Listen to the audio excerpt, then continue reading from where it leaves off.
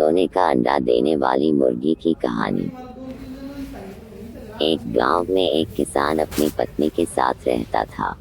उनका एक छोटा सा खेत था जहां वे दिन भर परिश्रम किया करते थे। किंतु कठोर परिश्रम के उपरांत भी कृषि से प्राप्त आमदनी उनके जीवन यापन हेतु पर्याप्त नहीं थी और वे निर्धनता का जीवन व्यतीत करने हेतु विवश थे। एक दिन किसान बाजार से कुछ मुर्गियां खरीद लाया। उसकी योजना मुर्गियों के अंडे विक्रय कर अतिरिक्त धन उपार्जन था। अपनी पत्नी के साथ मिलकर उसने घर के आंगन में एक छोटा सा दरबा निर्मित किया और मुर्गियों को उसमें रख दिया।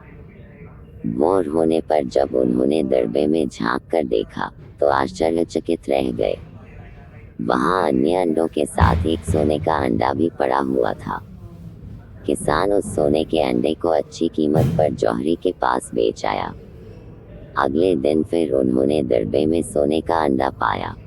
किसान और उसकी पत्नी समझ गए कि उनके द्वारा पाली जा रही मुर्गियों में से एक मुर्गी अद्भुत है। वह सोने का अंडा देती है। एक रात पहरेदारी कर वे सोने का अंडा देने वाली मुर्गी को पहचान गए। उसके बाद से वे उसका खास ख्याल रखने लगे। उस मुर्गी से उन्हें रोज सोने का अंडा मिलने लगा। उन अंडों को बेचकर किसान कुछ ही महीनों में धनवान हो गया। किसान अपने जीवन से संतुष्ट था, किंतु उसकी पत्नी लोभी प्रवृत्ति की थी। एक दिन वह किसान से बोली, आखिर कब तक हम रोज एक ही सोने का अंडा प्राप्त करते रहेंगे? क्यों न हम मुर्गी के पेट से एक साथ सारे अंडे निकाल लें।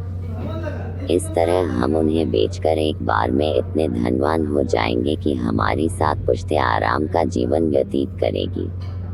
पत्नी की बात सुनकर किसान के मन में भी लोभ घर कर गया। उसने मुर्गी को मारकर उसके पेट से एक साथ सारे अंडे निकाल लेने का मन बना लिया।